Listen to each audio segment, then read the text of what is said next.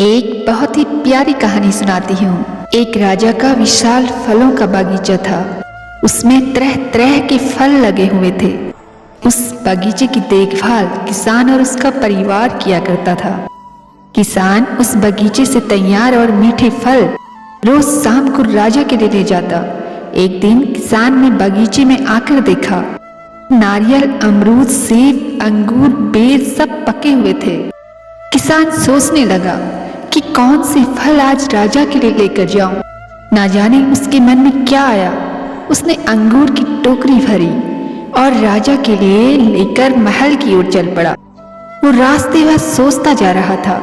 केवल अंगूर लिए 2-4 सेब, नारियल, अमरूद ही डाल देता। अलग अलग फल देखकर राजा कितना खुश हो जाता।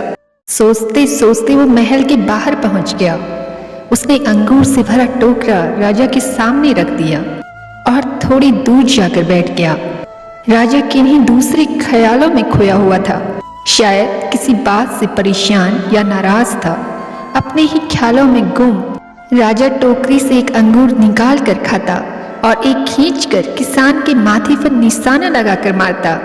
राजा द्वारा फेंका अंगूर जब किसान के माथे या शरीर पर लगता तो किसान कहता, ईश्वर बड़ा ही दयालु है। राजा फिर एक अंगूर किसान की तरफ फेंककर जोर से मारता और जब वो किसान को पड़ता तो किसान फिर कहता, ईश्वर बड़ा ही दयालु है। थोड़ी देर बाद राजा को अपनी गलती का एहसास हुआ। वो सोचने लगा, मैं किसान के साथ कितना बुरा बर्ताव कर रहा हूँ। और प्रत्युत्तर क्या रहा है? राजा ने किसान से पूछा, मैं बार बार अंगूर फेंककर तुम पर मार रहा हूँ और तुम्हें लग भी रहे हैं, फिर भी तुम कह रहे हो ईश्वर बड़ा ही दयालु है। किसान ने बड़े फूलीपन से उत्तर दिया, महाराज, बागान में नारियल, सेब, अमरूद, बेर ये सब तैयार थे, पर मैं अंगूर लाया। मैं वो सारे फल भी ला सकता था, पर ईश्वर की कृपा से ही मुझे ये भान हुआ कि मुझे अंगूर ही ले जाने चाहिए।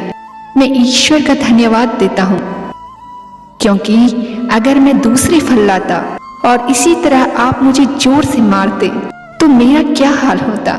सच में महाराज, ईश्वर बड़ा ही दयालु है। दोस्तों, यदि जीवन में किसी मोड़ पर सही या आपके हिसाब से घटित न हो तो धैर्य रखना, क्योंकि समय अपने राज समय आने के साथ ही खोलता है और उस समय हमारे मुंह से यही निकलता है, जो हुआ अच्छा ही हुआ। कहानी अच्छी लगे तो शेयर करना दोस्तों। Thank you.